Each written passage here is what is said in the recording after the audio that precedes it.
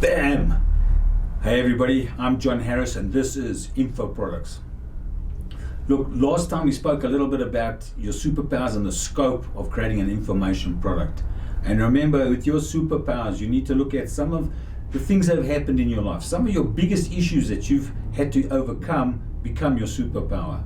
And you need to write down 3 things where what you can say is that your opposition says they don't have, and that makes you unique. You may be really good at numbers. You may be really good at video. You may be really good at presenting on stage. You may be able to, like Tony Robbins, be able to chunk things down, take decades into days. Those are things that you need to write down. You need to look at a couple of skill sets, 2 or 3 skill sets that you have that really set you apart and perhaps other people don't do as well as yourself. There are things that you can write down and think about that can position you.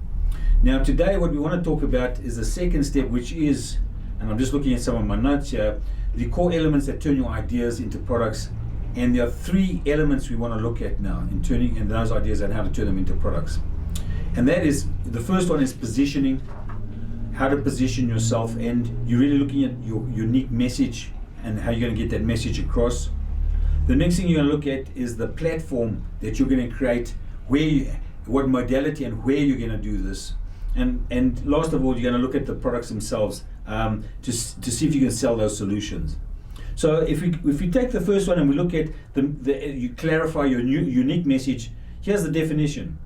Positioning is a marketing strategy designed to get your specific and unique message in front of your targeted audience.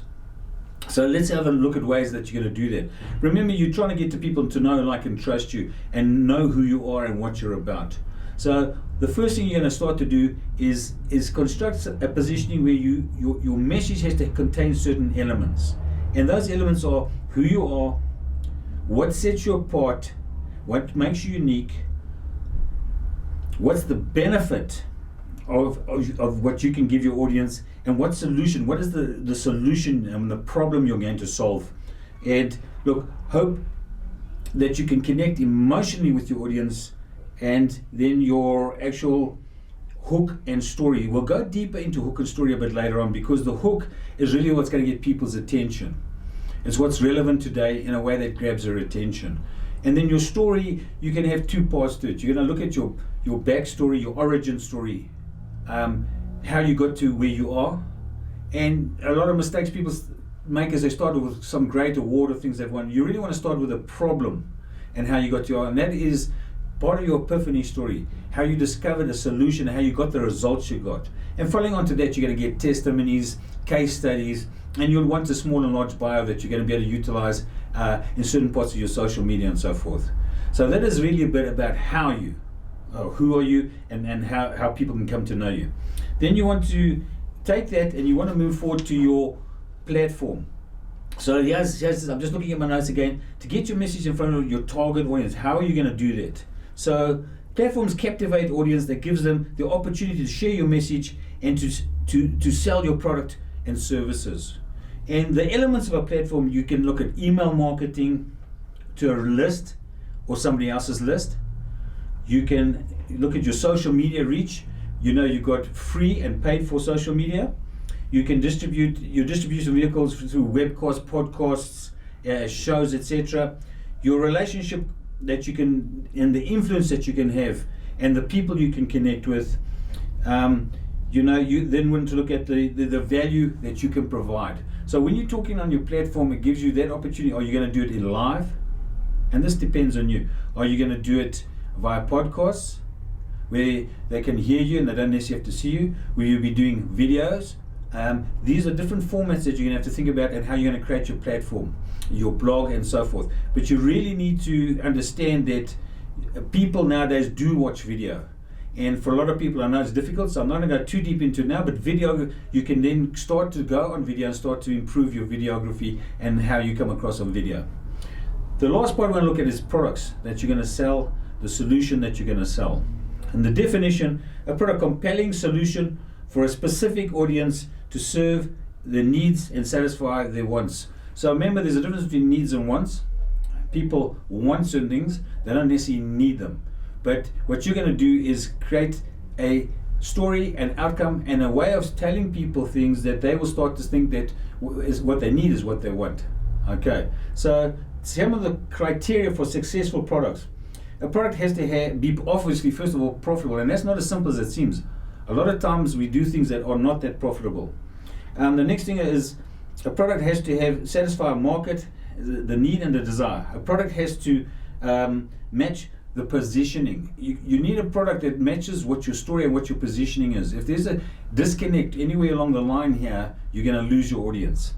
Your product has to be obviously sellable. So you're going to look, and we will talk about these in greater depth of how you sell. You don't want to be dropping to the lowest price. A lot of people drop to price, and drop the price. You want to add value and build your price up.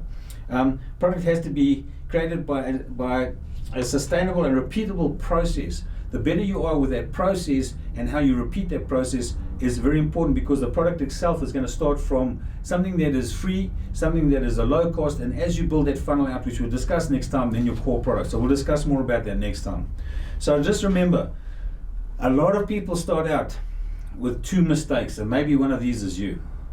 They start to talk and go on social media and start to describe and maybe even go to keynotes. I go to a lot of places, a lot of networking, and I see people talk and give a keynote, but they don't have anything to sell at the end of it.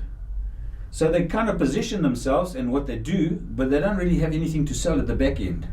The opposite of that is they have something whereby they have a whole lot of products, they manufacture these products, and they haven't gone to the market first to see if the products are wanted or popular, and therefore they've got a garage full of books or CDs or whatever it may be that your product is created, what format you've created in.